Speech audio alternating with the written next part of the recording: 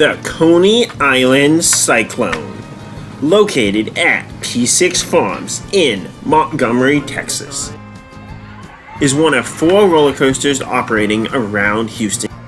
With this kiddie coaster being on a working farm with many other activities around it, just how good is the experience of the farm? And how good is this Milo manufacturing creation? Find out in this review. P-6 Farms opened in 1973 as a cattle ranch before diversifying into growing crops.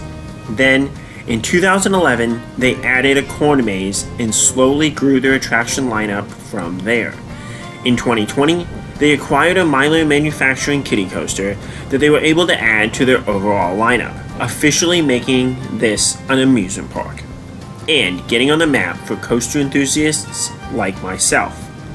P-6 Farms only opens 3 times a year, for about 6 weekends in October and early November for their Fall Festival, which is their main amusement event. They also open their attractions for 2 weeks around Easter and to complement their You-Pick blackberries and sunflowers during late May to late June, though those weekends do depend on their crop yields. For the final 3 weekends of October, the park warns they can reach capacity and to buy a ticket in advance. If you buy early, you can get early bird tickets for as low as $15 a person. This is not reduced for children though, but children 2 and under are free. Regular admission will be about $25 per person, so I recommend buying during the pre-sales if you know that you want to visit the farm.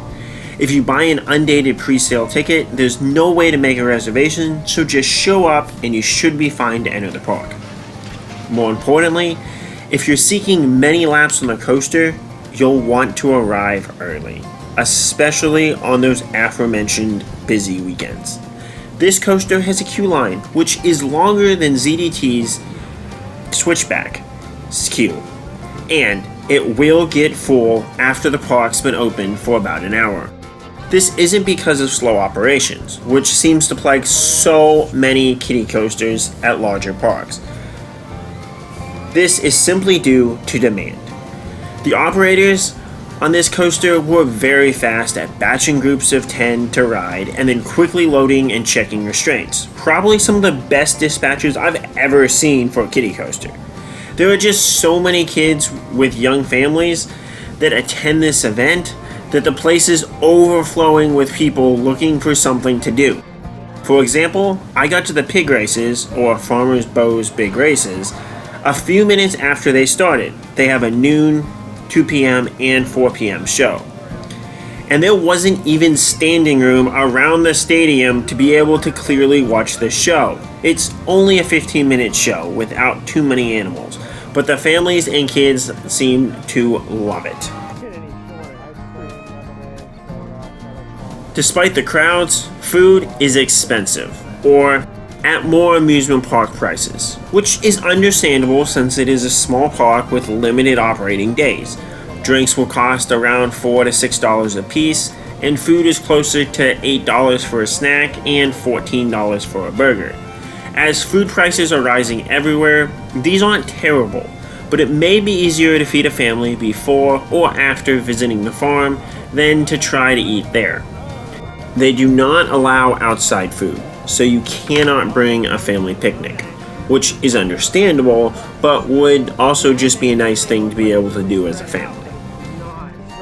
The attraction lineup also is rather thin.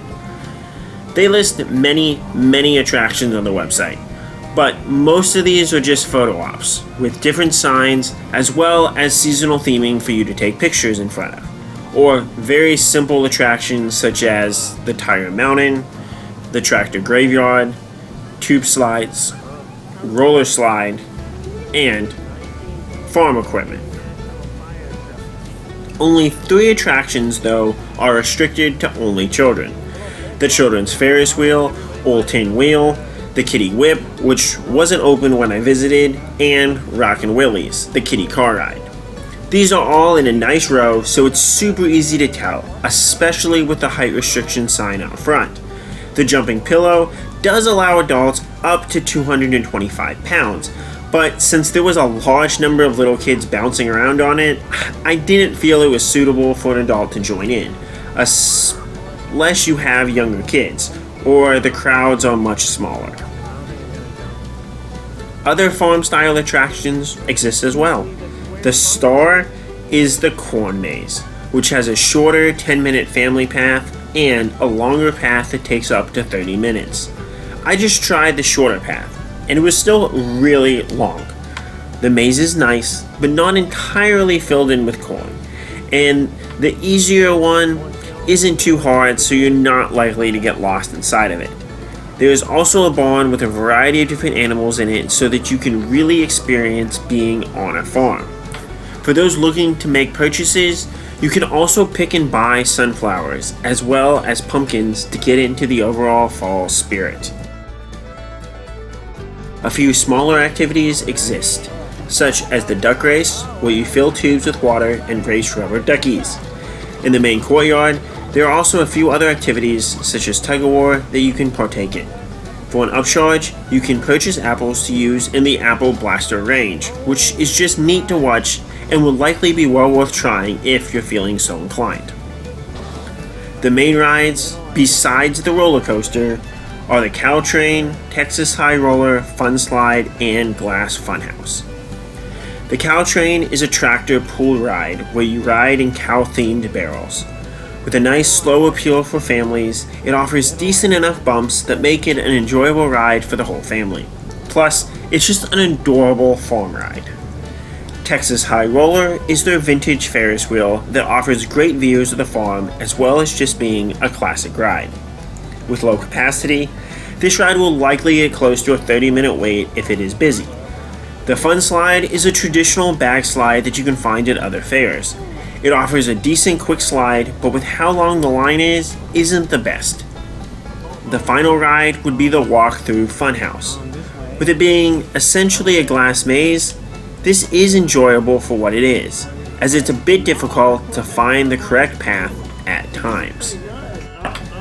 What about the Cyclone? This classic kiddie coaster from Myler Manufacturing has 9 other clones throughout the United States, with 2 operating in Texas, and most at smaller parks. The coaster has a lap bar with a strap belt that comes down to help keep you in place, but does rest above your lap. This allows for quick operations while still leaving one free to be jerked around during the ride, which is one of my favorite parts about a kiddie coaster. After leaving the station, you go up a quick lift hill before dropping down a curved drop. This offers enough lateral forces that you'll be jerked around as you fall down this drop, causing the main sense of forces that you'll feel on this ride. With a quick turn here, it's not really able to offer airtime or even laterals in a traditional sense, but you do get a feeling like you're being tossed about. The next hill offers a bit more of a toss around feeling at the top, which kinda substitutes for airtime here, and might even be a little bit of airtime as you sway back and forth at the peak. The final 2 hills feel like they try to either give you airtime or that nice tossed around feeling, but you take them a little bit too slow, so you don't get as many forces on them as you might hope. Just an almost feeling, which is better than nothing. Then you go around the track multiple times. At first, when it was slower, I saw the operators giving 4 laps. Once the line got long, that was reduced to only 3. The last lap, you do go noticeably slower, which makes the final 2 hills go from the almost airtime feeling type thing to virtually nothing as you prepare to slow down to stop. Overall, how good is the Cyclone? The jerking motion is really enjoyable, and I rank this as one of the better kiddie coasters, right ahead of both SeaWorld's San Antonio's Super Grover's Boxcar Derby, since that only has that one good jerking drop, though that one moment is likely better than any on Cyclone. And Hillside Roller Coaster at Chai Cow Coffee. Cyclone does rank below Rithfi Ha, as I absolutely love the laterals at the end of that otherwise simple traveling coaster. The Cyclone is a solid and enjoyable kiddie coaster that can be enjoyed by the entire family. But what about P-6 Farms? As an amusement park, it has very limited offerings. For a discount of $15, this isn't terrible. But if you're paying full price to bring a large family, it could add up quickly and not really be worth what you're getting. As a thrill seeker, or really just someone seeking out rides, the lack of options hurts, especially when combined with the fact that long lines will exist for the few attractions on the farm. However, this fall festival was filled with families and young kids, and the simple charm and attractions seems to cater very well to that demographic. If you're looking to visit a farm, pick out a pumpkin, and see some animals, this fills a very nice fall niche for families that is also highly ranked in the Houston area. Do you enjoy fall festivals? What do you like on kiddie coasters? Let me know, and as always, Kapkun Krap!